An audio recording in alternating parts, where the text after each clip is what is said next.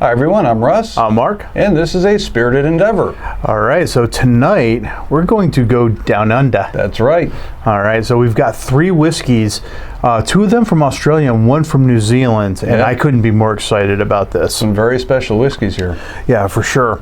So Australia, New Zealand, and these are some of the upcoming world markets that have, are really starting to put out some just amazing products. Agreed. The one thing about the Australian whiskeys, or at least many of them that we have found, is obviously Australia was a penal colony. There were a lot of Scots that ended up in there, and they brought whiskey making along with them.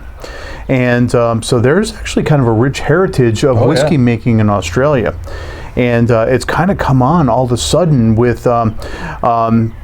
Beautiful expressions where they, age them into Australia's burgeoning wine market, which has become like a world-class wine market. Agreed. And I think that's one of the things that makes it most interesting for me is the fact that they are embracing the local wine market, and you get just a really interesting mix of flavors. It's the truth, and it's going to bring those dark fruits and the apples and all those things that we find with wine barrels as opposed to like sherry casks. Yep. Now the first one tonight is actually going to be the Lark. Is actually aged in sherry casks, but it's also aged in port casks. It's a combination of both. Now port isn't one of my things, and we've tried this one before, and I was kind of on the fence with it. I'm interested in trying it again. Yeah. It'll be interesting to see if our opinions have changed on that one. Yeah, for sure. And the twofold is aged in wine casks, Australian wine casks, and that's just going to be fabulous. I think we found in the past that the wine casks tend to impart a little bit more fruit notes than you get out of the sherry sometimes. Very true, and you're going to get those dark fruits, the red apple as opposed to the green apple. You're going to get something a little sweeter. You're going to get cherry. You're gonna get raspberry flavors and stuff like that in this. Yep. Oddly enough, you don't get much grape, which is kind of funny how that works. Yeah, for sure. And but it's funny because with the wine casks, I never seem to really get the grape flavors, but when we do sherry casks, I get them all the time. And the cognac, it's a grape Jolly Rancher. Yeah. And then the last one is going to be the New Zealand, and this one, it's been sitting on my shelf for almost a year now. It's something special. It is something special too. Now this one was, it's a limited edition. This is aged in... that's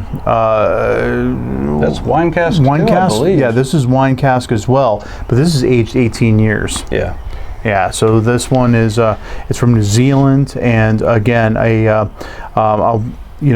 sort of an up-and-comer in the spirit industry. So the interesting thing about that one, from what I was reading, is that that's from a distillery that was closed down, which means this stuff's been sitting in barrels since that closed down 18 years ago. Well, more than that now.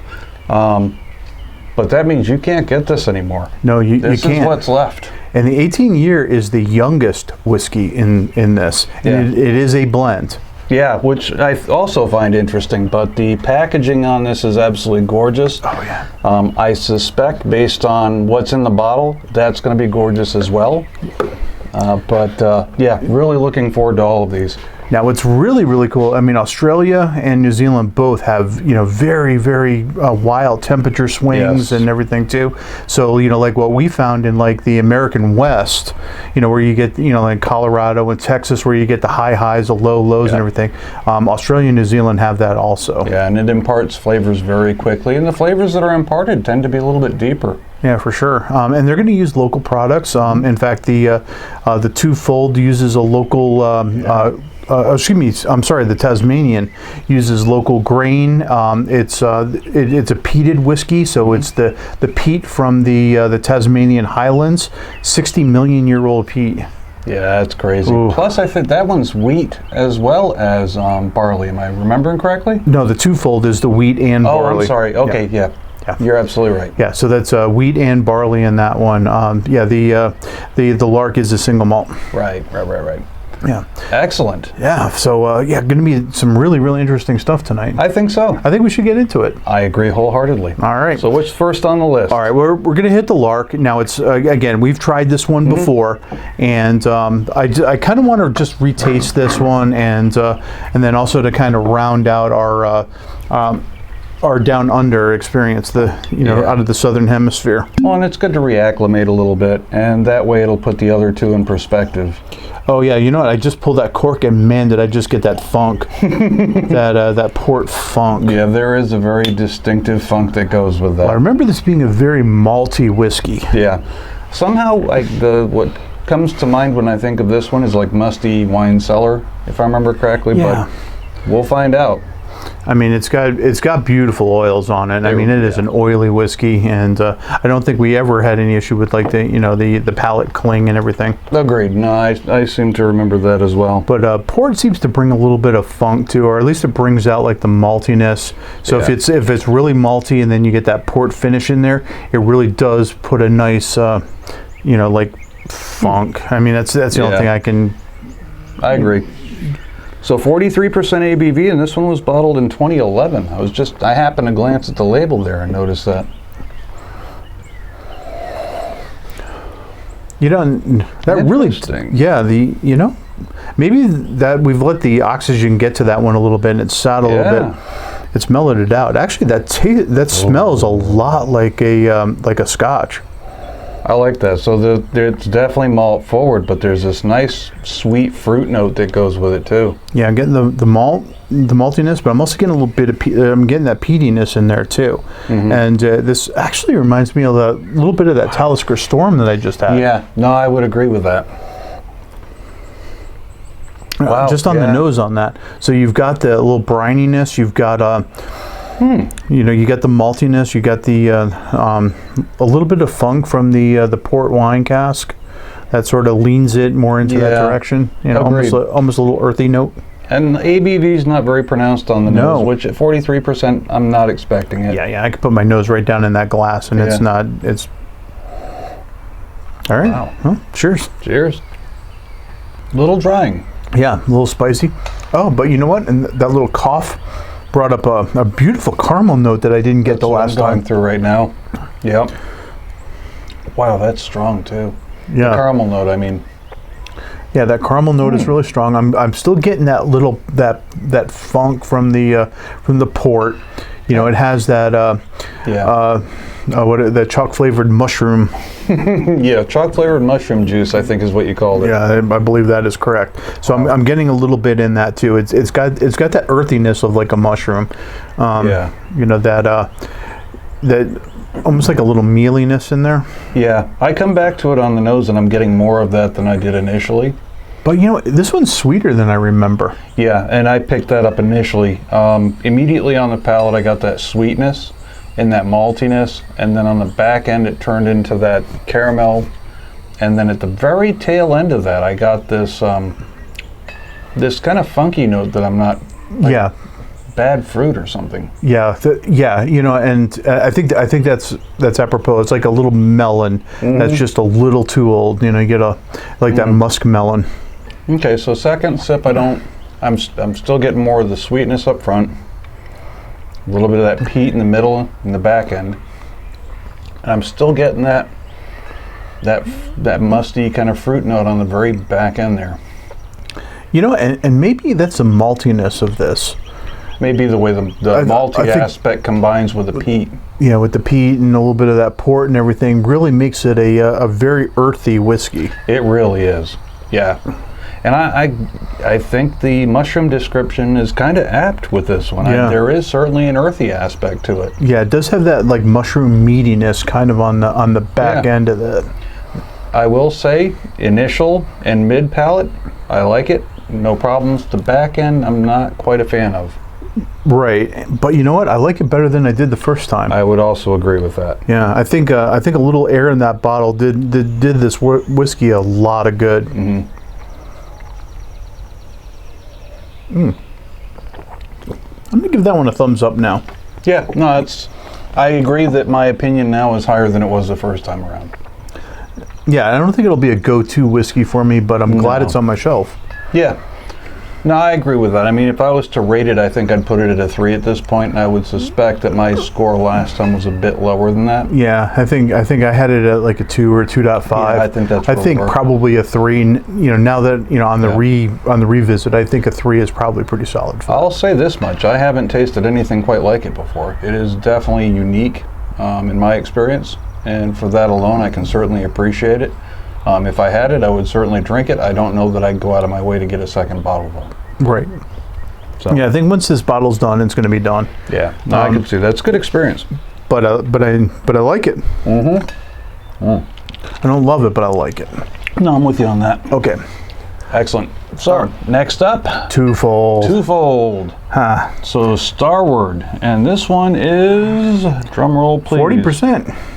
Wow, really? I know, right? Holy cow, man! It's only 40% ABV. Yeah, you're absolutely right. And again, this one is an expression of wheat and malted barley. Yeah, which we like wheated bourbons. We now, like I would wheated assume bourbons. we're going to like this as well. That's my guess as well. So I'm between that and the wine cask in this. Yeah, I have some expectations here.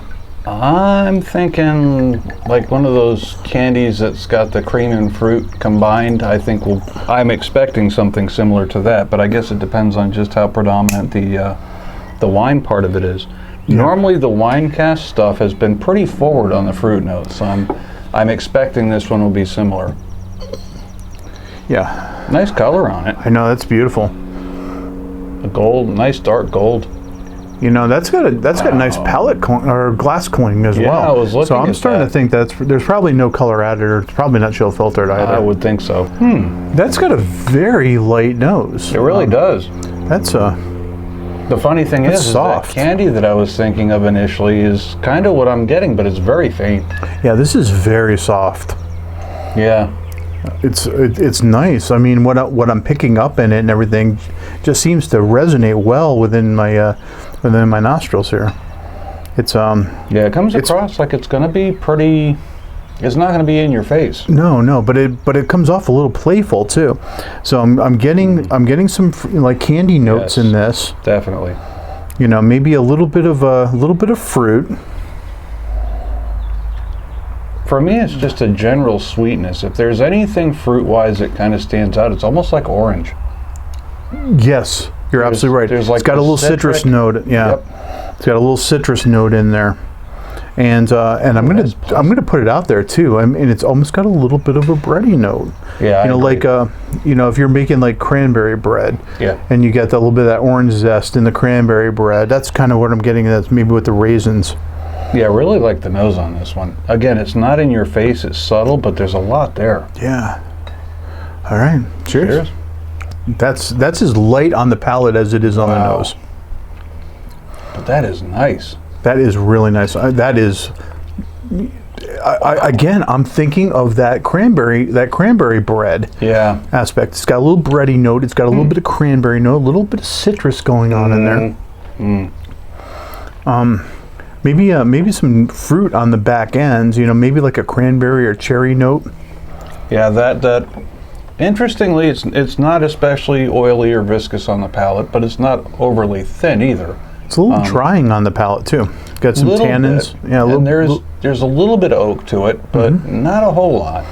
Yeah. I think the citric part is what really gets it for me, and then I have to admit I kind of get that wheated aspect like I get in the wheated bourbons. Yeah. There is that grainy aspect to it. Yeah, for sure. I'm not getting like a lot of maltiness on this. No. It's kind of fruit forward. It's kind of, candy forward. Yeah. It's pleasant though. Yeah, it really is like a holiday bread, with like fruits and maybe a little nuts and stuff in there. But it's light enough and fruity enough to where on a hot summer day it doesn't seem out of place. Winter it might be a little too light for me, but that's nice. That's enjoyable. I wouldn't consider adding water or ice to it. I think it's a little too mild for that. Yeah, and I agree with you. I think this is a great summer whiskey. Yeah. Yeah, it's not too thick and heavy and oily and all that stuff. It doesn't have a super long finish.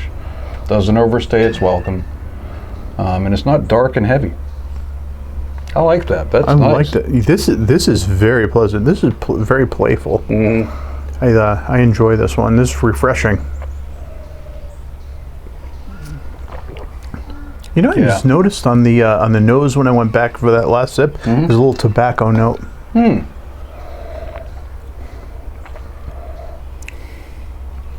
Like a little bit of a tobacco note on there. Yeah, I can't get past the bready aspect. Yeah. It might be behind that for me. Between the bready aspect and the fruit, the citrus, that's predominantly what I'm getting. Yeah, that's delicious. Yeah, I like that. Wow, that is, again, so unique. Everything we've had from that area has been very unique. It really has. Again, another one I can't compare it to anything else, really. Now the other Starward that we tried, the Nova, you know, really had a lot of those fruit aspects going on with it. That was a fantastic whiskey. Yeah. Personality-wise, as far as it being not overly oily, a little bit light, kind of summery feeling, the only thing what comes to mind is the Auchentoshan that we've had, which was the lowland that was triple distilled. And the reason I say that is because of the triple distillation. That one was just kind of airy and just pleasant. Yeah, and this really does have some of those similar qualities to it. Yeah, definitely more fruit going on with this one, obviously, but wow, pleasant. Yeah, I'm gonna rate that one pretty high. I'm giving that one a 4. Yeah, I would agree with solid that. 4. Yeah, that's, if you're used to drinking heavier whiskeys, that might be a nice surprise for you. Yeah, you don't want to follow that up with like an Isla. Yeah, or Beg Lafroig, that's just going to overwhelm it. All right, awesome. For sure. Okay, so the last one tonight. Dun, dun, dun, dun. I know, I'm so excited. This one is just going to be stunning. Again, this is whiskey porn right here. I know. Dun, dun, dun, dun, dun, yeah. dun. There you go, sir. A beautiful bottle too. The color on this is insane. Nice red so color. Dark. That may be the darkest whiskey that I think I've seen in my collection. No, I would agree with that. Yeah. Darkest I've seen, but that is clearly a red color. Small batch, 57.2% ABV, so this is not going to be a lightweight. No, not at all. Yeah, so this one I got from the Whiskey Exchange, and this is you know it's funny, the Whiskey Exchange is an online distributor, and what was interesting about them is not all whiskeys we could get here in Georgia. Like I couldn't order anything from Scotland and get here in Georgia, but I could get something from New Zealand. It's funny how that works. It's funny. It's really weird. It really is. Well, here, grab your glass and oh yeah, don't want to forget that. And we will give this one a fair shake. Look at how dark that is. A red. Dark and red. Wow.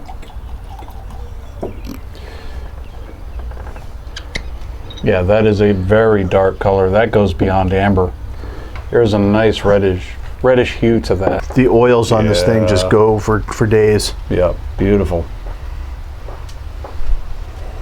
Yeah. Yeah. So this one has distinct maltiness. There's get the little oak barrel influence in there too. Definitely picking up on that. And then after that, after the maltiness and then the little spiciness from the oak and everything, now you're starting to get the fruit. Yep. No, nice multi-layered approach on the nose. Yeah, this this really is something a little different. Yeah. And then sort of you get those dark fruit notes and everything. Yeah. Maybe a little cherry.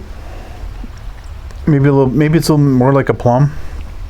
And the ABV, I mean, the vapors on the nose are not bad at all. No, not really. Because I think this one's over 50%, if I remember correctly. 57.2%. Yeah, so that's no slouch by any stretch. No, this is. Man, I love that nose though. I'm getting to those fruit notes on the back end now, and it's Now I'm wondering if the high alcohol content is really bringing, all the flavors forward on this, because there's a lot happening on this nose. Yeah. Seriously complex whiskey, no doubt. All right. Cheers. So definitely a nice barrel spice to it. I caught it more on the side of the tongue. Yes. Than anywhere. The fruit notes are just stunning. Yeah, and on the back end of this, I'm getting a really nice oaky note. Yep. that really settles into a nice vanilla cream. Yeah, I'm picking up on the vanilla as well. Yeah, there's fruit all over the place on this. So, and again, dark fruits. I thought it was a little cherry before, but I'm picking up a little bit of cherry, but not. It's not the only thing that you're getting. yeah, maybe like a blackberry or black currant. Yes, agreed. Yeah, maybe like a black currant is what I'm getting on that. Between that and the vanilla, it's almost like a candy.